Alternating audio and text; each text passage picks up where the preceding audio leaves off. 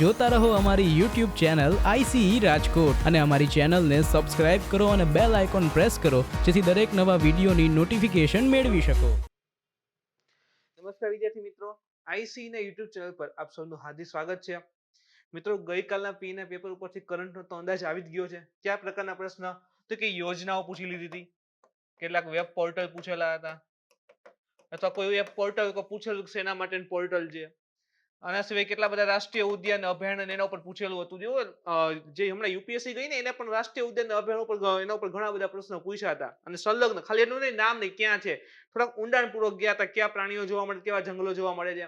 તો આપણે પણ મિત્રો એ જ પ્રમાણે કરંટની તૈયારી કરતા જશું. જેમ પણ પોસિબલ એટલી ડેટમાં વહી જશું કે એક રાષ્ટ્રીય ઉદ્યાનમાંથી બાકી રહેશે નહીં, કે આ ઝાડવું આવે તો એ આપણે લઈ લેશું. તો મિત્રો ચાલો એ જ પ્રમાણે આજના આપણે કરંટ અફેર્સની હવે શરૂઆત કરીએ. તો પ્રથમ જે આપણે 4 ટોપિકનો સ્ટડી કરવાના છીએ, પ્રથમ છે સેહત યોજના. જો આ યોજના પૂછી શકે, જેમ કે સેહત યોજના છે શા માટેની છે, ખાલી એટલું જ બસ થઈ જાય. કયા વિસ્તાર માટેની છે, એમાં શું કરવામાં આવશે? તો પ્રથમ સેહત યોજના.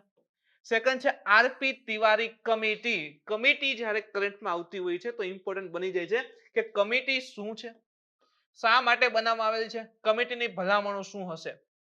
તો ત્રણ મુદ્દાની ઇમ્પોર્ટન્ટ સાબિત થશે અને આપણે એની ચર્ચા કરીશું. એના પછી ત્રીજું છે સટકોસિયા વાઘ અભયારણ્ય. તો અભયારણ્ય આવેલું છે કરંટમાં તો ઇમ્પોર્ટન્ટ તો સાબિત થઈ જશે. પ્રથમ તો કયા રાજ્યમાં સ્થિત છે, આના સિવાય કયા પ્રાણીઓ માટે પ્રખ્યાત છે, આના સિવાય તો કે કયા પ્રકારના જંગલો આવેલા છે, હવે તો એ કરવાનું છે. અને હજી હું તો એમ કહીશ કે તમે એના એક બે જિલ્લા હોય, ભલે બીજા રાજ્યના છે પણ એક બે જિલ્લા હોય, ખાસ કરીને ઇમ્પોર્ટન્ટ હોય તો એને પણ યાદ રાખી લેવા, કારણ કે પૂછી લઈએ કે આ અભયારણ્ય જે છે, જેમ કે સતકોસિયા અભયારણ્ય છે, એ ઓડિશાના કયા જિલ્લાઓમાં ફેલાયેલું છે, આ બે જિલ્લા છે, ફલાણા બે જિલ્લા છે. તો આ પ્રકારના પણ પ્રશ્ન ડીપમાં જતા રહેશે, તો આપણે એને પણ સ્ટડી કરી લેશું. અને એના પછી એક છે ડિજિટલ ઓશન એપ્લિકેશન. તો આનો પણ આપણે અભ્યાસ કરવાના છે કે કોને દ્વારા લોન્ચ કરવામાં આવેલ છે, એનું કાર્ય શું હશે, કેવી રીતે ફાયદો થવાનો છે. તો ચાલો મિત્રો આજનું આપણું ડિસ્કશન છે એ શરૂ કરીએ. તો પ્રથમ છે સેહત યોજના. ઓકે, કરંટમાં શા માટે? તો કે તાજેતરમાં પ્રધાનમંત્રી દ્વારા વિડિયો કોન્ફરન્સના માધ્યમથી જે આયુષ્યમાન ભારત પ્રધાનમંત્રી જન આરોગ્ય યોજના સેહત, તો સમજો, આયુષ્માન ભારત પ્રધાનમંત્રી જન આરોગ્ય યોજના, જેને આપણે PMJAY કહીએ છીએ, સેહત જે છે એ લોન્ચ કરેલ છે. વિડિયો કોન્ફરન્સના માધ્યમથી પ્રધાનમંત્રીએ સેહત નામની યોજના જે છે એ લોન્ચ કરેલી છે, યાદ રાખો. ઓકે, ઉદ્દેશ્ય શું છે? તો કે આ યોજના ખાસ કરીને જે જમ્મુ અને કાશ્મીર જે કેન્દ્ર શાસિત પ્રદેશ રહેલો છે, હવે વાત શેની કરવાની? તો જમ્મુ કાશ્મીર કેન્દ્ર શાસિત. અહીં રાજ્ય તો ઘણા સમય પહેલા 370 ની અમુક જોગવાઈ હટાવીને અલગ કરી દીધું. તો જમ્મુ કાશ્મીર જે કેન્દ્ર શાસિત પ્રદેશ રહેલું છે, એના જે પણ નિવાસીઓ છે, એટલે કે જમ્મુ કાશ્મીરમાં જે પણ લોકો રહી રહ્યા છે, એને સ્વાસ્થ્ય વીમાને ફોકસ કરી સ્વાસ્થ્ય વીમાની સુવિધા ઉપલબ્ધ કરાવવા હેતુથી પ્રધાનમંત્રી દ્વારા જે તાજેતરમાં સેહત યોજના જે છે એ લોન્ચ કરવામાં આવેલી છે. તો પેલા સેન્ટેન્સ ઉપરથી ઘણી બધી માહિતી ભેગી થઈ જાય છે. જેમ કે તમે જુઓ, એક તો કયા વિસ્તારમાં લોન્ચ કરી છે? તો સ્પેશિયલ જમ્મુ કાશ્મીર કેન્દ્ર શાસિત વિસ્તારમાં. શેના ઉપર ફોકસ છે? તો કે દરેક નાગરિકના સ્વાસ્થ્ય વીમાને ધ્યાનમાં રાખેલ છે. પ્રધાનમંત્રી જે જન આરોગ્ય ઓલરેડી જે ચલાવે છે યોજના, એને ધ્યાનમાં રાખીને જ એને સંલગ્ન જે છે આ સેહત યોજના રહેલી છે. આગળ વધીએ તો કે સેહત વિશે. ફૂલ ફોર્મ શું થાય છે સેહતનું? તો social endeavour for health and telemedicine. જો આના ઉપર ઘણું બધું ફોકસ છે. ટેલિમેડિસિન મેં ઓલરેડી ઘણીવાર કીધું છે અને ફરી જણાવી દઉં. ટેલિમેડિસિન નો અર્થ શું થાય કે ભાઈ આપણે કહેવાય ને કે રૂબરૂ ડોક્ટર પાસે જવાની જરૂર નથી. ડાયરેક્ટ આપણે વિડીયો કોલ થ્રુ ડોક્ટરને કહીએ કે ભાઈ આ પ્રકારનો પ્રોબ્લેમ છે અને ડોક્ટર આપણને દવા મોકલી દે, તો એને એક પ્રકારની ટેલિમેડિસિન કહેવાય છે. એક પ્રકારની ટેલિમેડિસિન કહેવાય છે. તો social endeavour for health and telemedicine એટલે કે સ્વાસ્થ્ય અને ટેલિમેડિસિન માટે સામાજિક પ્રયાસ. સેહતનું ફૂલ ફોર્મ ગુજરાતીમાં યાદ રાખો, સ્વાસ્થ્ય અને ટેલિમેડિસિન માટે સામાજિક પ્રયાસ. સ્વાસ્થ્ય અને ટેલિમેડિસિન માટે સામાજિક પ્રયાસ જે સેહતનું ફૂલ ફોર્મ રહેલું છે.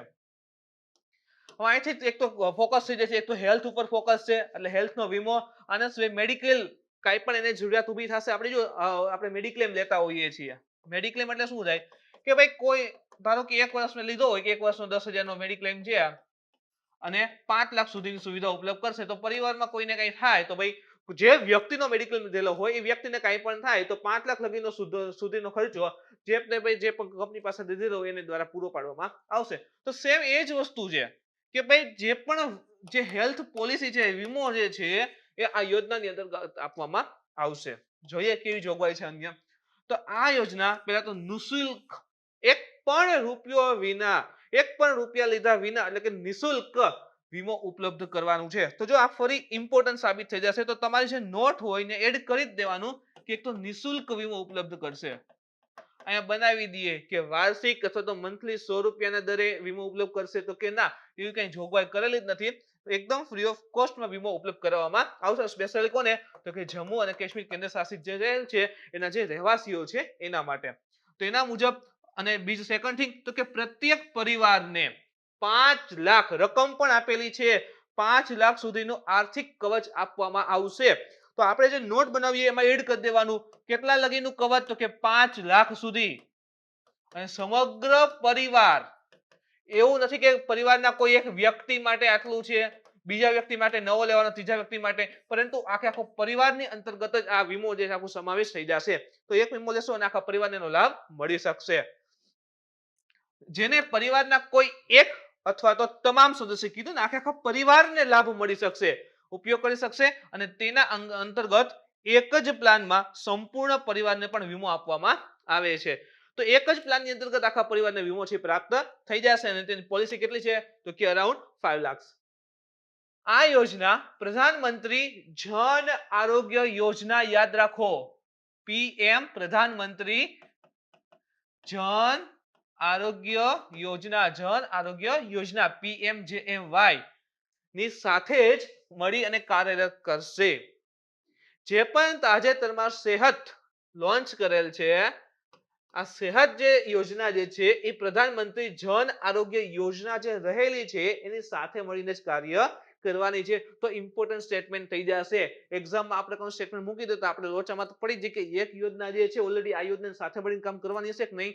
એમ લાગે કે ના ના ભાઈ યોજનાઓ શું સાથે મળીને હશે. યાદ રાખો, આની અંતર્ગત પ્રધાનમંત્રી જે જન આરોગ્ય યોજના છે એની સાથે રાખી અને કાર્ય કરવામાં આવશે. ફાયદા શું થશે? તાજેતરમાં આપણે કીધું કે ભાઈ સેહત એપ્લિકેશન જે છે, સેહત યોજના છે એ પ્રધાનમંત્રી દ્વારા છે લોન્ચ કરવામાં આવી છે specially for the Jammu Kashmir people, એને જે રેસિડેન્શિયલ લોકો છે એના માટે છે. તો એનો ફાયદો શું થશે? શા માટે સ્પેશિયલી એના માટે? ત્યાં તો કે એક તો જમ્મુ અને કાશ્મીરના જે નિવાસીઓ છે ત્યાં હાલ આશરે 6 લાખ પરિવારોને આયુષ્યમાન ભારત યોજનાને લાભ મળે છે. જમ્મુ કાશ્મીર જે કેન્દ્ર શાસિત છે ત્યાં આશરે 6 લાખ પરિવારોને આયુષ્યમાન ભારત જે યોજના રહેલી છે એનો લાભ મળી રહ્યો છે. પરંતુ આ યોજના મુજબ આશરે 21 લાખ નાગરિકોને સમાન લાભ પ્રાપ્ત થશે. તાજેતરમાં આયુષ્યમાન ભારત અંતર્ગત કેટલા પરિવાર છે તો કે અંદાજિત 6 લાખ પરિવારનો ફાયદો મળે છે, બાકી નાને નથી. તો આ યોજના અંતર્ગત જમ્મુ કાશ્મીર કેન્દ્ર શાસિતની અંતર્ગત આશરે 21 લાખ નાગરિકોને યોજનાનો લાભ પ્રાપ્ત થશે. ઇન શોર્ટ કે 21 લાખ લોકોને 5 લાખ સુધીની કહેવાય ને કે મેડિક્લેમ જે છે આપવામાં આવશે. એક પ્રકારનો સ્વાસ્થ્ય વીમો જે છે આપવામાં આવશે. આના સિવાય તો કે સરળ ઉપચાર. ઓલું કેવું છે કે ભાઈ અમુક આપણે જાણીએ છીએ જેમ કે જોઈએ તો આ યોજના લાગુ થશે એના પછી જમ્મુ કાશ્મીરના જે નિવાસીઓ છે એને એવું નહીં કે માત્ર ને માત્ર જમ્મુ કાશ્મીરમાં જે હોસ્પિટલ છે, જે પણ લિસ્ટમાં આપેલી હોય જમ્મુ કાશ્મીરની હોસ્પિટલ હોય ત્યાં જ ઇલાજ થઈ શકશે. પણ જેવી આ સેહત યોજના લાગુ પડશે ને એટલે તરત જ જમ્મુ કાશ્મીરનો કોઈ પણ નાગરિક જે છે એ જમ્મુ કાશ્મીર તો ઠીક પણ આખા ભારતની અંતર્ગત આ યોજનાની અંતર્ગત જે પણ હોસ્પિટલ સૂચિબદ્ધ હશે એટલે કે જે પણ હોસ્પિટલ એને લાયક હશે, એને સમાવેશ થતી હશે તો આખા ભારતની અંતર્ગત જે છે જમ્મુ કાશ્મીરનો નાગરિક છે એ આનો લાભ લઈ શકશે, હોસ્પિટલમાં ઉપચાર જે છે કરાવી શકશે. તો યાદ રાખો, માત્ર જમ્મુ કાશ્મીર પૂરતું મર્યાદિત નથી રાખ્યું પરંતુ એને આખા ઇન્ડિયાની તમામ હોસ્પિટલો જે પણ સૂચિબદ્ધ છે, એવું નહીં કે ચલો મને મજા આવે કે મારે એપોલોમાં જવું જ નથી, પણ જે પણ સૂચિબદ્ધ હોય કે ભાઈ એમાં ગવર્મેન્ટે સમાવેશ કરેલી હોય કે આ કાર્ડ છે ત્યાં માન્ય છે તો એ પ્રકારની જે પણ હોસ્પિટલો હશે આખા ઇન્ડિયાની ત્યાં બધે જ જમ્મુ કાશ્મીરનો વ્યક્તિ જે છે ઉપચાર કરાવી શકશે, એનો લાભ જે છે મેળવી શકશે. આયુષ્યમાન ભારત પ્રધાનમંત્રી જન આરોગ્ય યોજના, આપણે એની પણ સાથે વાત કરી લઈ. પ્રધાનમંત્રી જન આરોગ્ય યોજના PMJAY. પ્રધાનમંત્રી જન આરોગ્ય યોજના, એક તો જો સૌથી મોટો ફેક્ટ યાદ રાખો, એ વિશ્વની સૌથી મોટી સ્વાસ્થ્ય વીમા યોજના છે. વિશ્વની સૌથી મોટી સ્વાસ્થ્ય વીમા યોજના કઈ? તો યાદ રાખો પ્રધાનમંત્રી જન આરોગ્ય યોજના PMJAY આખા વિશ્વની સૌથી મોટી સ્વાસ્થ્ય વીમા યોજના છે. ઓકે, યોજના છે એના માટે ફંડિંગ તો વપરાતો છે. ફંડિંગ કોણ છે? તે કહેવાય કે ભાઈ રાજ્ય સરકારનો ફાળો છે કે સંપૂર્ણ કેન્દ્ર સરકાર? તો યાદ રાખો આ યોજના અંતર્ગત એટલે કે પ્રધાનમંત્રી જન આરોગ્ય યોજનાગત જે પણ નાણાકીય ખર્ચો જે છે એ સંપૂર્ણપણે ભારત સરકાર એટલે કે કેન્દ્ર સરકાર દ્વારા આપવામાં આવે છે. એટલે કે આ જે યોજના છે પ્રધાનમંત્રી જન આરોગ્ય યોજના, એ સંપૂર્ણ રીતે કેન્દ્ર સરકાર દ્વારા વિત્ત પોષિત છે. એના પાછળ જેટલા પણ પૈસા લાગે છે એ 100% કેન્દ્ર સરકાર લગાડે છે. આમાં કોઈ રાજ્યએ એવું નથી કીધેલું કે ભાઈ રાજ્યએ 40% આપવા, કેન્દ્ર 60% આપશે, એવી કઈ જોગવાઈ લખેલી જ નથી. 100% જે છે કોણ આપશે? તો કે કેન્દ્ર સરકાર વિત્ત પોષિત આ યોજનાને કરી રહી છે. જેના મુજબ પ્રત્યેક લાભાર્થી પરિવારને સાર્વજનિક તથા ખાનગી સૂચિબદ્ધ હોસ્પિટલમાં માધ્યમિક તથા તૃતીયક સ્વાસ્થ્ય ઉપચાર માટે પ્રતિ વર્ષ 5 લાખનું વીમા કવચ આપવામાં આવે છે. તો જો યાદ રાખો પ્રતિ વર્ષ 5 લાખનું જે વીમા કવચ જે છે આની અંતર્ગત આપવામાં આવે છે. પછી સાર્વજનિક એટલે કે સરકારી હોય કે ખાનગી જે સૂચિબદ્ધ હશે એની અંતર્ગત જે છે માધ્યમિક અને તૃતીયક લગીનનું સ્વાસ્થ્ય ઉપચાર માટે પ્રતિ વર્ષ 5 લાખનું વીમા કવચ આપવામાં આવે છે. જોઈએ એના ઉપરનો પ્રશ્ન કેવો પોસિબલ છે. સેહત યોજના માટે કયા વિધાન સત્ય છે તે જણાવો. આ યોજના માત્ર જમ્મુ કાશ્મીર કેન્દ્ર શાસિતમાં લાગુ થશે. ઓકે, સેકન્ડ થિંગ છે જેના મુજબ પરિવારના પ્રત્યેક સદસ્યને સમાવિષ્ટ કરી 5 લાખ સુધીનું વીમા કવચ આપવામાં આવશે. એટલે કે સંપૂર્ણ પરિવારને આની અંદર સમાવેશ કરવામાં આવશે. તો કે યસ, આ યોજના અત્યારે જમ્મુ કાશ્મીરમાં લાગુ છે. આ યોજના પ્રધાનમંત્રી જન આરોગ્ય યોજનાની સાથે મળી કાર્ય કરશે જે વિશ્વની સૌથી મોટી સ્વાસ્થ્ય વીમા યોજના રહેલી છે. તો અહીં આપેલા ત્રણેય સેન્ટેન્સ કેવા છે? સત્ય છે. તો આનો આન્સર થઈ જશે ડી, કે આપેલા તમામ છે સાચા છે. એના પછી એક વાત કરીએ તો RP Tiwari committee. RP Tiwari committee શા માટે કરંટમાં છે? તો કે તાજેતરમાં જે યુજીસી છે, આ યુજીસી નું ફૂલ ફોર્મ શું છે તમારે કોમેન્ટ કરીને જણાવવાનું છે. તો યુજીસી એ 7 રાજ્યની 7 સભ્યની એક આરપી તિવારી કમિટીની રચના કરી છે જેના અધ્યક્ષ જે છે એ આરપી તિવારી રહેલા છે. તો જો યુજીસી દ્વારા જે છે એ 7 સભ્યોને ભેગા કરી એક કમિટીની રચના કરી જેના અધ્યક્ષ છે આરપી તિવારી છે. એના કારણે આ કમિટીનું નામ પણ શું આપવામાં આવ્યું છે? આરપી તિવારી. જે અંડર ગ્રેજ્યુએટ લેવલ એટલે કે યુજી લેવલના વિદ્યાર્થીઓ છે જેને કોલેજમાં એડમિશન માટે અલગ અલગ કોમન એન્ટ્રન્સ એક્ઝામ આપવી પડે છે એના ઉપર કેન્દ્રિત છે. આખો ઇશ્યુ સમજી લઈએ એટલે હમણાં ક્લિયર થઈ જશે. અત્યારે કેવું થાય કે ધારો કે કોઈક એબીસી નામની કોલેજ છે, ત્યાં એડમિશન લેવું છે. જેવું 12મું કમ્પ્લીટ થયું, ચાલો આપણે 12મું કોકને પાસ કરાવી દઈએ, 12મું પૂરું થઈ ગયું છે, 12th કમ્પ્લીટ, એને XYZ નામની એક કોલેજમાં એડમિશન લેવું છે. ઓકે, એના પછી તો કે એને એવું પણ ઈચ્છા છે કે આ જે એબીસી નામની કોલેજ છે ત્યાં પણ ટ્રાય કરવી છે, હજી એક PXY નામની કોલેજ છે ત્યાં પણ ટ્રાય કરવી છે. તો આમાં શું થાય કે વિદ્યાર્થી મૂંઝાઈ જાય. હવે આમાં શું કામ મૂંઝાય? તો કે આ 3 કોલેજ અથવા તો જે તે કક્ષા રહેલી હોય છે એ પોતાની એન્ટ્રન્સ ટેસ્ટ લેશે. XYZ કહેશે કે ભાઈ અમારી એન્ટ્રન્સ ટેસ્ટ આ છે, તમારી ક્લિયર કરો, મેરિટમાં નામ આવશે તો તમને એન્ટ્રી આપવામાં આવશે. એબીસી કોલેજ કહે કે ભાઈ અમારી એન્ટ્રન્સ એક્ઝામ આ છે. પછી આ PX નામની કોલેજ કહે કે ભાઈ અમારી એન્ટ્રન્સ એક્ઝામ આ છે, આનો સિલેબસ રહેલો છે, એ ક્લિયર કરો, મેરિટમાં નામ આવશે તો તમને એડમિશન દેવામાં આવશે. તો આફ્ટર 12th વિદ્યાર્થીએ શું કરવું પડે? તો કે ભાઈ અલગ અલગ જગ્યાએ એડમિશન લેવાની ઈચ્છા થાય તો એને અલગ અલગ પ્રકારની જે એન્ટ્રન્સ એક્ઝામ રહેલી છે એ આપવી પડે છે, ક્લિયર કરવી પડે છે. દરેકના અલગ અલગ સિલેબસ છે તો કેટલીક જગ્યાએ ધ્યાન દેશે વિદ્યાર્થી. તો એના ઉપર ફોકસ કરી અને આરપી તિવારી કમિટી જે છે એની રચના કરવામાં આવેલી છે. માટે આવતા શૈક્ષણિક વર્ષ માટે આ મુદ્દાને ધ્યાનમાં લઈ શું કરવું જે યોગ્ય રહેશે તેના ઉપર કેન્દ્રિત છે. એટલે સરકાર એવું જે યુજીસી છે એવું ઈચ્છવા માંગે છે કે ભાઈ આજે અલગ અલગ કોલેજો અથવા તો વોટેવર જે અલગ અલગ સ્ટેટની પોતાની એન્ટ્રન્સ એક્ઝામ રહેલી છે, ધેટ્સ બેટર કોઈ એક કોમન એન્ટ્રન્સ ટેસ્ટ અથવા તો લિમિટેડ, જો શબ્દ ઉપર ફોકસ કરજો, લિમિટેડ એન્ટ્રન્સ એક્ઝામ હોય તો ભાઈ ગુજરાત રાજ્ય છે તો એના માટે વધીને 2 થી 3 એન્ટ્રન્સ એક્ઝામ હોય કે ભાઈ એ ક્લિયર કરો, મેરિટમાં નામ હશે તો તમે એમાં જઈ શકો છો. તો લિમિટેડ એન્ટ્રન્સ એક્ઝામ હોય તો સારું છે કે વિદ્યાર્થીને દર વખતે અલગ અલગ સિલેબસ ને આ ને તૈયારી કરવાની માથાકૂટ રહેશે નહીં. તો જો આ મુદ્દો છે એને ધ્યાનમાં રાખી અને કીધું છે કે નેક્સ્ટ યર જે વસ્તુ થશે એન્ટ્રન્સ એક્ઝામ માટેની, અથવા તો નેક્સ્ટ યર જ્યારે હમણાં એક્ઝામ પૂરી થઈ જશે અને ફરી 12મા પછી એડમિશન લેવાની વાત આવશે તો ત્યાં સુધીમાં સેના ઉપર કેન્દ્રિત કરવું જોઈએ. આ પ્રકારે કહેવાય કે ભાઈ કોમન ઇન્ટરેસ્ટ રાખવી જોઈએ કે નહીં, એના ઉપર ભલામણ જે છે આ કમિટી છે કરશે. માટે સિંગલ પ્લેટફોર્મ ફોર એડમિશન આવી ગયો શબ્દ, યાદ રાખો આ શબ્દ ઇમ્પોર્ટન્ટ થઈ જશે. એક્ઝામમાં આ પ્રકારના શબ્દ લખીને આપે છે, સિંગલ પ્લેટફોર્મ ફોર એડમિશન. તો કે યસ, એક લિમિટેડ અથવા તો વન કોમન એન્ટ્રન્સ ટેસ્ટ રહેશે કે જેના દ્વારા ભાઈ ક્લિયર થશે, જે મેરિટ હશે એના દ્વારા અલગ અલગ કોલેજમાં એડમિશન જે મળશે. જે નેશનલ એજ્યુકેશન પોલિસી છે NEP, તો એમાં પણ પ્રવેશ પરીક્ષાની સંખ્યા જે છે એ ઘટાડવાની વાત કરે છે. પ્રવેશ પરીક્ષા એટલે કે એન્ટ્રન્સ એક્ઝામ રહેલી છે એની સંખ્યા ઘટાડવા ઉપરની વાત જે છે એ નેશનલ એજ્યુકેશન જે પોલિસી છે NEP એમાં પણ કરવામાં આવેલી છે. તો જો NEP ની જે ભલામણ છે, કઈ ભલામણ, તો કે ભાઈ કોમન એન્ટ્રન્સ ટેસ્ટ જે છે એની સંખ્યા છે ઘટાડવી જોઈએ. કીધું લિમિટેડ થઈ જાય અથવા તો એને સિંગલ બનાવી દો, એક જ બનાવી દો.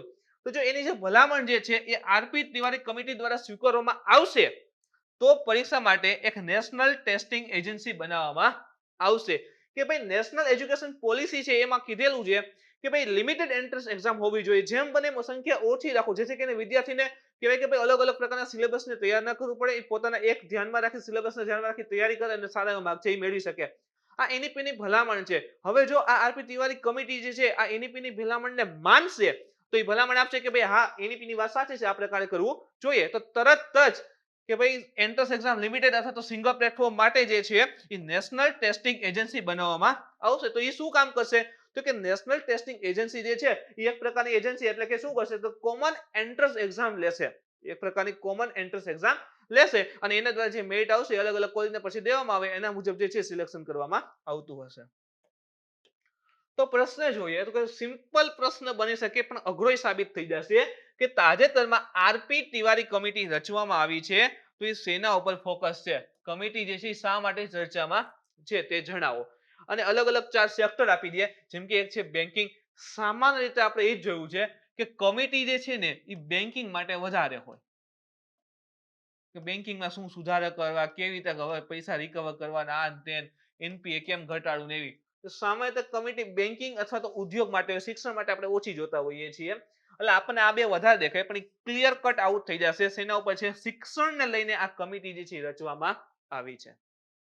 એના પછી આપણે આગળ વધીએ. સતકોશિયા વાઘ અભયારણ્ય શા માટે કરંટમાં છે પહેલા તો એ જોઈએ. તો કે તાજેતરમાં જે નેશનલ ટાઈગર કન્ઝર્વેશન ઓથોરિટી એટલે કે NTCA, ફૂલ ફોર્મ યાદ રાખી લેજો, નેશનલ ટાઈગર કન્ઝર્વેશન ઓથોરિટી, એને જે ઓડિશાનો જે સતકોશિયા વાઘ અભયારણ્ય છે ત્યાં પર્યટકોની પ્રતિકૂળ અસર પર એક રિપોર્ટ પ્રસ્તુત કરવાનું કીધેલ છે. જો આ સતકોશિયા નેશનલ પાર્ક છે, આ રિયલ ઇમેજ છે. ઓડિશા લોકેશન એક તો આવી ગયું. સતકોશિયા નેશનલ પાર્ક ક્યાં આવેલ છે, આ વાઘ અભયારણ્ય ક્યાં આવેલ છે, તો કે ઓડિશામાં આવેલ છે. ત્યાં તમે જો આ રેતીના પ્રકારે આખા મેદાન ટાઈપ બનેલા છે. તો અહીં શું થાય કે પ્રવાસીઓ પર્યટકો આવે છે, આરામથી રહે છે, થોડા દિવસ ફરે છે. તો જે નેશનલ ટાઈગર કન્ઝર્વેશન ઓથોરિટી જે છે એને ઓડિશાને કીધું કે ભાઈ તમે જે સતકોશિયા વાઘ અભયારણ્ય છે ત્યાં જે પર્યટકોની જે પ્રતિકૂળ અસર પડે છે એના ઉપર એક રિપોર્ટ જે છે પ્રસ્તુત કરો, એક રિપોર્ટ આપો કે આને લીધે આને કઈ નુકસાન થાય છે કે નહીં, અને થાય છે તો કેટલા પ્રકારના થાય છે અને કેવી રીતે રિકવર કરવું. તો આપણે માહિતી જોઈએ. જે ભુવનેશ્વરમ સ્થિત સતકોશિયા, લોકેશન આવી ગયું પરફેક્ટ.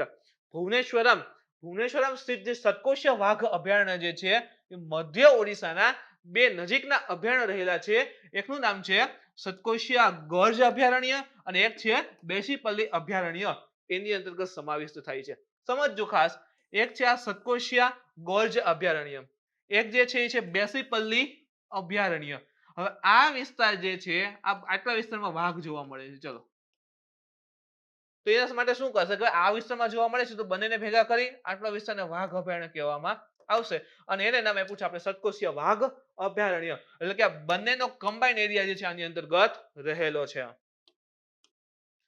2007 માં બંને અભયારણ્યનો કેટલો વિસ્તાર તો કે 963.83 ચોરસ કિલોમીટર 963.83 ચોરસ કિલોમીટર છે એ વિસ્તારને વાઘ અભયારણ્ય રૂપમાં જાહેર કરેલું છે. તમને કીધું એ મુજબ બે અલગ અલગ અભયારણ્ય છે પણ જેટલા વિસ્તારમાં વાઘ જોવા મળતા હતા એ આખો વિસ્તાર કેટલો થઈ ગયો તો કે 963.83 ચોરસ કિલોમીટર. તે આખો વિસ્તાર ભેગો કરી અને એને 2007 ની અંતર્ગત સતકોશીય વાઘ અભયારણ્ય જાહેર કરી દીધો છે. હવે અભયારણ્ય આવેલ છે જે હમણાં પીએ ની એક્ઝામ લેવાની હતી એની અંતર્ગત આપણે જોયું કે ભાઈ વનસ્પતિ પ્રાણી શીખે જંગલ શીખે પૂછી લેશે તો આપણે હવે એ પણ વસ્તુ એક પણ વસ્તુ ઇન્સર્ટ બાકી રાખવાની નથી થતી. તો આની અંતર્ગત કયા પ્રકારની વનસ્પતિ અને પ્રાણી જોવા મળે છે જંગલો ક્યાં છે તો કે આ ક્ષેત્રની અંતર્ગત જે ભેજવાળા પાનખર વન હોય ભેજવાળા એટલે શું કામ કે ભાઈ એ વિસ્તારમાં જે ભેજનું પ્રમાણ હવામાં વધારે રહેતું હશે અને પાનખર તો આપણે જાણીએ છીએ કે ભાઈ અમુક સમયે જે છે વૃક્ષના પાન ખેરી નાખે તો એ પાનખર જંગલ.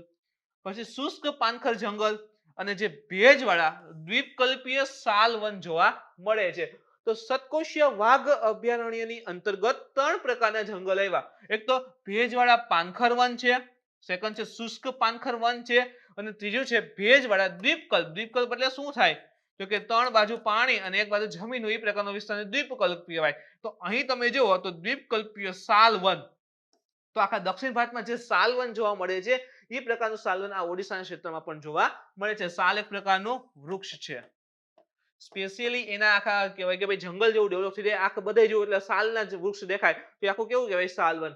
તો ભેજવાળા પાનખર શુષ્ક પાનખર અને સ્પેશિયલી ભેજવાળા દ્વીપકલ્પીય સાલ વન જે છે આ સતકોશીય વાઘ અભયારણ્ય અંતર્ગત જોવા મળે છે. ક્યાં ક્યાં પ્રાણી વાઘ છે, દીપડા છે, હાથી છે, ગોર છે, સ્લોથ બિયર.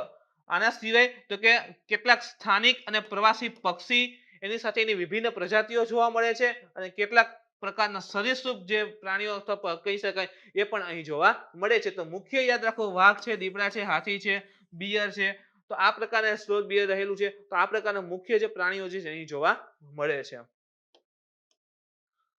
મગર સંરક્ષણની પણ વાત કરીએ એનું કારણ છે કે ભાઈ આ વિસ્તારની અંદર મગર જે આપણે કહીએ ને મગરમચ્છ ક્રોકોડાઇલ એના સંરક્ષણની પણ ઓડિશાએ ઘણા સમય પહેલા શરૂઆત કરી હતી તો એને પણ આપણે સમાવેશ કરી લઈએ. માર્ચ 1974 માં જે યુનાઇટેડ નેશન ડેવલપમેન્ટ પ્રોગ્રામ રહેલો છે યુએનડીપી અને એક છે FAO food and agriculture organisation. UNDP અને ફૂડ એન્ડ એગ્રીકલ્ચર ઓર્ગેનાઇઝેશન રહેલું છે એના ટેકનિકલ સહયોગથી ઓડિશા સરકારના જે વન વિભાગે એક મગર માટે એક પ્રજનન કાર્યક્રમ છે શરૂ કર્યો હતો જેને આપણે મગર સંરક્ષણ પ્લાનિંગ મગર સંરક્ષણ આપણે કીધેલું છે 1974 માં. યાદ રાખો યુએનડીપી અને જે ફૂડ એન્ડ એગ્રીકલ્ચર ઓર્ગેનાઇઝેશન છે એની મદદથી ઓડિશા સરકારનો જે વન વિભાગ છે ફોરેસ્ટ ડિપાર્ટમેન્ટ છે એના દ્વારા મગરમચ્છના પ્રજનન માટેનો કાર્યક્રમ જે છે એ શરૂ કરવામાં આવ્યો હતો. માર્ચ 1975 એટલે કે એક વર્ષ પછી જે ઘડિયાળ રિસર્ચ એન્ડ કન્ઝર્વેશન યુનિટ જેને કહીએ છીએ ઘડિયાળ રિસર્ચ એન્ડ કન્ઝર્વેશન યુનિટ જે છે એની પણ શરૂઆત કરવામાં આવી હતી. ઘડિયાળ શું થાય તો આ કાંડામાં પહેરવાની ઘડિયાળ નથી. આ ઘડિયાળ એક પ્રકારની મગર છે. જો તમે ઝૂમાં જાઓ ને તો એક લાંબા મોઢાવાળી મગર હશે. 2-3 પ્રકારની મગરો જોવા મળે. ટૂંકા મોઢાવાળી હશે એનો ક્યારેય ભરોસો નહીં કરવાનો. પણ એક લાંબા મોઢાવાળી મગર હશે એનો નહીં કરવાનો. પણ એમાં કેવું છે કે લાંબા મોઢાવાળી મગર હોય એનું જડબું છે ને થોડુંક વીક હોય છે તો સામાન્ય રીતે મનુષ્યનો શિકાર નથી કરતી હોતી પણ જરૂર પડે કરી લે. પણ જે લાંબા મોઢાવાળી મગર દેખાશે ને એ ઘડિયાળ છે યાદ રાખો. તો ઘડિયાળ રિસર્ચ એન્ડ કન્ઝર્વેશન યુનિટ જે છે GRACU એની પણ શરૂઆત જે છે માર્ચ 1975 ની સાલમાં કરવામાં આવી હતી. સતકોશીય ગોર્જ અભયારણ્ય આપણે કીધું કે બે અલગ અલગ અભયારણ્ય આખો વિસ્તાર છે બનેલો છે. જેમ કે અહીં જ આવી ગયું હતું એક છે સતકોશીય ગોર્જ અભયારણ્ય અને એક છે બેસીપલ્લી અભયારણ્ય. તો બંને અભયારણ્ય પણ આપણે ડીપમાં અભ્યાસ કરી લઈએ. જેમ કે પ્રથમ જોઈએ તો સતકોશીય ગોર્જ અભયારણ્ય રાજ્ય કયું આવશે તો સિમ્પલ ઓડિશા જ આવશે. ઓકે કઈ સાલમાં અભયારણ્ય જાહેર થયું હતું તો કે 1976 ની સાલમાં આ અભયારણ્ય જાહેર થયેલું હતું. કેટલા રાજ્યમાં કેટલા જિલ્લામાં ફેલાયેલું છે તો એક છે અંગુલ, ભુજ, કટક અને એક છે નયાગઢ. તો ઓડિશાના આ 4 જિલ્લાની અંતર્ગત જે સતકોશીય ગોર્જ અભયારણ્ય છે ફેલાયેલું છે. ઓકે એક એની જમણી તરફથી મહાનદી વહે છે એને પણ યાદ રાખો. મહાનદી છે 2 રાજ્યમાંથી છત્તીસગઢ એનો ઉદ્ગમ થાય છે એના પછી ઓડિશામાં જશે અને ઓડિશા પછી બંગાળની ખાડીમાં સમાપ્ત થશે. તો તો ઓડિશામાંથી વહે છે અને એના જ્યાં કિનારે જમણી તરફ આ જે કહેવાય કે ભાઈ સતકોશિયા ગોજ અભયારણ્ય છે આવેલું છે. આની સિવાય ગોજ પણ બનાવે છે. એટલે ગોજ એટલે એક પ્રકારની ઊંડી ખીણ બનાવે તો એને ગોજ કહેવાતું હોય છે. તો નદી છે ખીણ બનાવે છે એટલે એને ગોજ કહીએ છીએ અને ત્યાં જ આ અભયારણ્ય છે એટલે માટે નામ આપ્યું છે સતકોશિયા ગોજ અભયારણ્ય. આની અંતર્ગત ક્યાં ક્યાં પ્રાણી જોવા મળશે? કીધું મુજબ એક તો ઘડિયાળ, ખાસ કરીને મગર. આના સિવાય દુર્લભ મીઠા પાણીના કાચબા, એને નામ યાદ રાખો, જેમ કે ચિત્રા ઇન્ડિકા અને ભારતીય સોફ્ટશેલ કાચબા. ચિત્રા ઇન્ડિકા અને ભારતીય સોફ્ટશેલ કાચબા જે છે એ સતકોશિયા ગોજ અભયારણ્ય અંતર્ગત જોવા મળે છે. સેકન્ડ અભયારણ્ય છે બેસીપલ્લી અભયારણ્ય. તો એનું પણ રાજ્ય આવશે તો ફિક્સ જ છે ઓડિશા. જાહેર કયું છે કયા સાલમાં થયું હતું? તો કે 1981 સાલમાં જાહેર થયું હતું. પૂર્વ તરફ જે છે એ મહાનદી વહે છે, આની પહેલામાં હતું એ જ રીતે. વનસ્પતિ તથા પ્રાણીની વાત કરીએ તો શાલવન, યાદ આવ્યું ને, હમણાં જ આપણે વાત કરી કે દ્વીપકલ્પીય શાલવન જે છે નેચરલ અહીંયા જોવા મળે છે. તો શાલવન અહીં વધારે છે. આની સાથે પ્રાણીઓ ક્યાં છે? તો કે વાઘ છે, દીપડા છે, હાથી છે, જળ પક્ષી છે તથા સરીસૃપ પણ આ જે બેસીપલ્લી અભયારણ્ય છે એમાં જોવા મળે છે. તો યાદ રાખો, બેસીપલ્લી અભયારણ્ય છે એ કયા રાજ્યમાં આવેલું છે? તો કે ઓડિશા. વાઘ, હાથી, દીપડા, સરીસૃપ તથા અમુક પ્રકારના જળ પક્ષી પણ અહીં જોવા મળે છે. આની સાથે જ ઓડિશાના અન્ય રાષ્ટ્રીય ઉદ્યાન અભયારણ્ય પણ માહિતી મેળવી લઈએ કયા કયા છે. તો એક તો છે ભીતરકણિકા રાષ્ટ્રીય ઉદ્યાન, સ્પેશિયલી મગર માટેનું છે ભીતરકણિકા રાષ્ટ્રીય ઉદ્યાન. એના પછી છે સિમલીપાલ રાષ્ટ્રીય ઉદ્યાન. તો આ બંને નેશનલ પાર્ક રહેલા છે. તો સંચાલન કોણ કરે? કેન્દ્ર કરે. અને અભયારણ્ય હોય તો સંચાલન કોણ કરે? તો કે રાજ્ય કરે. પછી ક્યાં છે? તો કે બદમા અભયારણ્ય છે, ચિલ્કા અભયારણ્ય છે, હદગઢ અભયારણ્ય છે, કોટગઢ અભયારણ્ય છે, નંદનકાનન વન્યજીવ અભયારણ્ય છે, લખારી ઘાટી અભયારણ્ય છે અને એક છે ગહીરમાથા સમુદ્રી અભયારણ્ય. તો ગહીરમાથા સમુદ્રી વન્યજીવ, ગહીરમાથા છે ને, ખાસ કરીને ઇવન ગઈકાલના પેપરમાં જોવો ને તો એક કાચબાનો ઉલ્લેખ હતો, olive ridley turtles, olive ridley કાચબા. તો એના માટે આ ગહીરમાથા જે ફેમસ છે. તો એને તમે ધ્યાન રાખજો કે ઓડિશાના અન્ય કયા કયા રાષ્ટ્રીય ઉદ્યાન અભયારણ્ય પણ એમાં સમાવેશ છે. પ્રશ્ન જોઈએ, કયા વિધાન સત્ય છે તે જણાવો. સતકોશિયા વાઘ અભયારણ્ય, સતકોશિયા ગોજ અને બેસીપલ્લી અભયારણ્ય બંનેમાં આવેલ છે જે ઓડિશામાં સ્થિત છે. તો કે સતકોશિયા વાઘ અભયારણ્ય બંને અભયારણ્યમાં સમાવેશ છે અને રાજ્ય કયું છે? તો કે ઓડિશા. પ્રથમ સ્ટેટમેન્ટ છે સત્ય છે. સેકન્ડ જોઈએ, આ વાઘ અભયારણ્યમાં ક્યાં ક્યાં પ્રાણી છે? તો કે વાઘ જોવા મળે છે, ઘડિયાળ છે, મગર છે, દીપડો છે તથા હાથી જે જોવા મળે છે. તો કે યસ, આ બધા એનિમલ પ્રાણીઓ જે છે ત્યાં જોવા મળે છે. આના સિવાય કાચબા, ચિત્રા ઇન્ડિકા એ પણ જોવા મળે છે. આ ક્ષેત્રમાં 12 માસ લીલા જંગલો જોવા મળે છે. તો આ વાત ખોટી છે. 12 માસ લીલાછમ જંગલો અહીં જોવા મળતા નથી. કયા પ્રકારના છે? તો કે ભેજવાળા પાનખર છે, શુષ્ક પાનખર છે અને ભેજવાળા દ્વીપકલ્પીય શાલવન જે છે જોવા મળે છે. તો અહીં ત્રીજું સ્ટેટમેન્ટ છે એ ખોટું પડી જશે. તો 3 ને દૂર કરો. આન્સર આવશે એ, માત્ર 1 અને 2. એના પછીનો ટોપિક જોઈએ તો કે ડિજિટલ ઓશન. શા માટે કરંટમાં છે? તો કે ભાઈ જે મિનિસ્ટ્રી ઓફ અર્થ સાયન્સ છે, પૃથ્વી વિજ્ઞાન મંત્રાલય, ગુજરાતી થશે પૃથ્વી વિજ્ઞાન મંત્રાલય. કોના અંતર્ગત છે? મિત્રો કોમેન્ટ કરજો કે પૃથ્વી વિજ્ઞાન મંત્રાલયના મંત્રી કોણ છે? તો તાજેતરમાં જે મિનિસ્ટ્રી ઓફ અર્થ સાયન્સ છે એના દ્વારા એક વેબ બેઝ એક એપ જે છે એનું નામ છે ડિજિટલ ઓશન એ લોન્ચ કરવામાં આવેલ છે. ઓશન એટલે સમુદ્ર થાય, મહાસાગર થાય. તો મિનિસ્ટ્રી ઓફ અર્થ સાયન્સ દ્વારા એક વેબ બેઝ એપ એપ્લિકેશન જે છે જેનું નામ છે ડિજિટલ ઓશન એ છે લોન્ચ કરવામાં આવેલ છે. તો બનાવેલી કોને છે? તો કે આ એપ્લિકેશનને ઇન્સોઇસ, INCOIS એટલે કે Indian national centre for ocean information service. યાદ રાખો, Indian national centre for ocean information service. જો માહિતી, ઇન્ફોર્મેશન અને શેના માટે છે તમને યાદ આવી જ જવું જોઈએ કે ભાઈ સમુદ્રની વાત છે, Indian national centre for ocean એટલે સમુદ્ર ઇન્ફોર્મેશન. તો સામુદ્રિક માહિતીની કંઈક સેવાને લઈને આ એપ્લિકેશન છે હોવી જોઈએ. શું કામ? એને બનાવેલી જ INCOIS છે. તો એના દ્વારા નિર્મિત જે digital application, digital ocean application છે એને તાજેતરમાં મિનિસ્ટ્રી ઓફ અર્થ સાયન્સ દ્વારા છે લોન્ચ કરવામાં આવેલ છે, જેને લઈને આખો ઇશ્યુ છે કરંટમાં રહેલો છે. તો એનો લોગો છે મિત્રો એપ્લિકેશનનો. સમુદ્રી સંબંધી માહિતીના યોગ્ય મેનેજમેન્ટનું માટેનું એક આ ડિજિટલ પ્લેટફોર્મ સાબિત થશે. નામમાં છે ઓશન.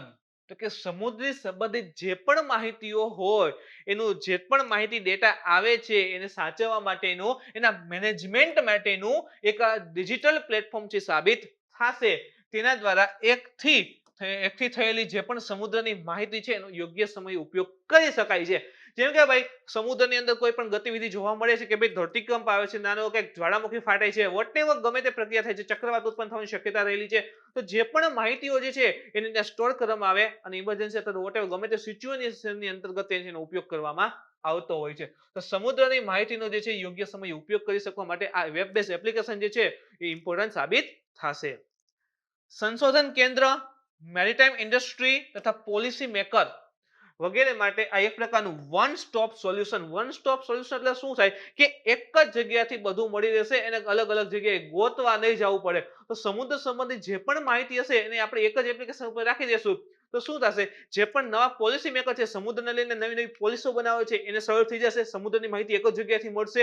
આના સિવાય મેરીટાઈમ ઇન્ડસ્ટ્રીઝ રહેલી છે એટલે શું કે દરિયાને ફોકસ કરીને જે પણ ઉદ્યોગ રહેલા છે જેમ કે ફિશિંગ ઇન્ડસ્ટ્રીઝ છે, આના સિવાય તો કે સમુદ્રમાં જે ખેતી કરતા હોય અલગ અલગ પ્રકારની એની ઇન્ડસ્ટ્રીઝ રહેલી છે. આના સિવાય સંશોધન કેન્દ્ર જે રિસર્ચર છે એના માટે આના સિવાય અલગ અલગ ઇન્સ્ટિટ્યુશન રહેલી જે સમુદ્ર માટે કાર્ય કરતી હોય તો બધાને જે પણ સમુદ્રને સંલગ્ન ઇન્ફોર્મેશન જોતી હશે એ એક જ પ્લેટફોર્મ પરથી મળી જશે. તો એના માટે આ એપ્લિકેશન છે ખૂબ જ મદદરૂપ સાબિત થશે. જે બ્લુ ઇકોનોમી અથવા તો જેને મરીન ઇકોનોમી કહીએ છીએ એના ફેલાવામાં વધારે ફાયદો થશે. મરીન ઇકોનોમી અથવા તો બ્લુ ઇકોનોમી શેના લઈને ફોકસ છે? સમુદ્ર લઈને ક્રાંતિ કરવી છે. સમુદ્રમાં જે પણ વસ્તુ છે એનો યુઝ કરી અને જે ક્ષેત્ર છે ઇકોનોમિક ક્ષેત્ર એને આપણે પાવરફુલ બનાવવા માટે કોશિશ કરવી છે. જેની અંતર્ગત શું ખાલી માછલી નથી આવતો તો કે ફિશિંગ આવી જાય. આના સિવાય જે અલગ અલગ પ્રકારની ખેતી કરવામાં આવે છે, સમુદ્ર ઘાસ હોય અથવા તો ઝીંગાની ખેતી બધું છે એ તમામ પ્રકારની વસ્તુને આની અંતર્ગત સમાવેશ કરવામાં આવે છે. તો જે બ્લુ ઇકોનોમી છે એને બૂસ્ટ કરવા માટે પણ આ જે ડેટા મળશે એ ખૂબ મહત્વપૂર્ણ સાબિત થશે. આપણે જોયું કે ભાઈ INCOIS એના દ્વારા જે છે એપ્લિકેશન બનાવવામાં આવી છે જેનું ફૂલ ફોર્મ આપણે જોયું કે Indian national centre for ocean information service છે. તો ઓકે, આની સ્થાપના કોની અંતર્ગત છે તો કે મિનિસ્ટ્રી ઓફ અર્થ સાયન્સની એક અંતર્ગત એક ઓટોનોમસ સંસ્થાના રૂપમાં એની સ્થાપના થયેલી છે. કઈ સાલમાં? 1999 સાલમાં સ્થાપના છે અને એનું જે હેડક્વાર્ટર છે એ હૈદરાબાદ ખાતે રહેલું છે. મુખ્ય કાર્ય શું હશે તો જો ઇન્ફોર્મેશન સર્વિસ, તો સમુદ્ર સંબંધી જે પણ કહેવાય કે માહિતી જે છે આપવામાં આવતી હશે જેમ કે સેટેલાઇટ સાથે કનેક્ટિવિટી છે, ચક્રવાત હોય, સુનામી હોય અથવા તો જે પણ કહેવાય કે સમુદ્રી જીવને સંલગ્ન જે પણ વસ્તુ રહેલી છે એ બધાની માહિતી જે છે આની અંતર્ગત કવર કરવામાં આવતી હશે જે હવે એપ્લિકેશન ઉપર આપવામાં આવશે જેથી કે એનાથી વન સ્ટોપ પ્રકારનો ડેટા છે બધું અવેલેબલ થશે. ઓકે, એના પરનો પ્રશ્ન જોઈએ આપણે મિત્રો, કયા વિધાન સત્ય છે તે જણાવો. ડિજિટલ ઓશન સમુદ્ર સંબંધી માહિતી માટેની એક એપ છે એ તો સાચું પડી જ જશે કારણ કે અહીં ઓશન લખેલું છે. ઓકે, પ્રથમ સ્ટેટમેન્ટ છે સાચું છે. આ એપને INCOIS દ્વારા નિર્મિત કરેલ છે તો સેકન્ડ સ્ટેટમેન્ટ પણ સાચું છે. ત્રીજું જોઈએ, INCOIS A ministry of earth science ને અંતર્ગતની એક ઓટોનોમસ સંસ્થા છે. આપણે જોયું હમણાં એની સ્થાપના કઈ સાલમાં થઈ હતી તો કે 1999 માં સ્થાપના થયેલ છે. એનું જે હેડક્વાર્ટર છે કયા છે તો કે હૈદરાબાદ ખાતે આવેલ છે. તો ત્રીજું સ્ટેટમેન્ટ પણ સત્ય છે. હવે એમ થાય કે આ તો તરત આવડી છે, આપણે અત્યારે આખો ટોપિક ડીપમાં સમજી લીધો છે એટલે ક્લિયર થઈ જાય. નકર એમ થાય કે INCOIS મિનિસ્ટ્રી ઓફ અર્થ સાયન્સમાં આવે, ઓકે, એને હૈદરાબાદ ખાતે હેડક્વાર્ટર હશે કે નહીં હોય, ઓટોનોમસ સંસ્થા શું છે, તરત જ ક્વેરી જે છે ક્રિએટ થતી જાય છે. પણ અત્યારે તો આપણે એટલે આખો કરંટ અફેર્સના ટોપિકનો આખો અભ્યાસ કર્યો એટલે સમજવું સહેલું થઈ જાય છે. તો મિત્રો એક ઇમ્પોર્ટન્ટ વસ્તુ એ પણ હોય છે કે તમે જ્યારે પણ કરંટ અફેર્સ વાંચતા હોય અથવા તો વોટેવર વિડીયો જોવો છો તો એ સાથે એક નોટ બનાવતા જાઓ. મેં તમને પહેલા પણ કીધું છે અને ફરી કહું છું કે વોટેવર એક આગળનો જે બુક્સ હોય એના 5 થી 6 પેજ કોરા રાખી દો, બ્લેન્ક રાખો અને પછી જે કરંટ અફેર્સ લખવાની શરૂઆત કરો જેથી કરીને તમારે આગળ ઇન્ડેક્સ બનાવવાની છે કે ભાઈ આજે આ ટોપિક છે, આટલા 4 ટોપિક લીધેલા છે અને પાછળ એના ટોપિક જે છે એના થોડા ઇન્ફોર્મેશન લખી નાખો. જેમ આપણે કેમ આ ઇન્ફોર્મેશન લખેલી હતી તો આ મુજબ છે એની ઇન્ફોર્મેશન છે એ લખી નાખો. જ્યારે પણ રિવિઝન કરવા બેસો, જેવો મંથ પૂરો થશે રિવિઝન કરવા બેસો કે એ મુદ્દાને જોવો કે ભાઈ આ પહેલો મુદ્દો છે ઇમ્પોર્ટન્ટ છે, ઓકે જોઈ લ્યો એને ક્યાં ક્યાં ફેક્ટ હતા, ઇન્ફોર્મેશન કે ઇમ્પોર્ટન્ટ છે. તો આ મુજબ કરશો તો તમારે કરંટ અફેર્સનું રિવિઝન પણ સહેલું થઈ જશે. તો મિત્રો આ તો આજનું કરંટ અફેર્સ અને હા, આજના લેક્ચરમાં જો તમને કોઈ પણ પ્રકારની ક્વેરી હોય, ડાઉટ હોય તો તમે કોમેન્ટ કરીને પૂછી શકો છો. અને મિત્રો આજનો વિડીયો ગમ્યો હોય તો લાઈક કરો, શેર કરો, તમારા વિદ્યાર્થી મિત્ર સુધી પહોંચવા માટે કોશિશ કરો જેથી મહત્તમ લાભ છે મેળવી શકે. કાલે ફરી મળીશું નવા ટોપિક સાથે. Thank you.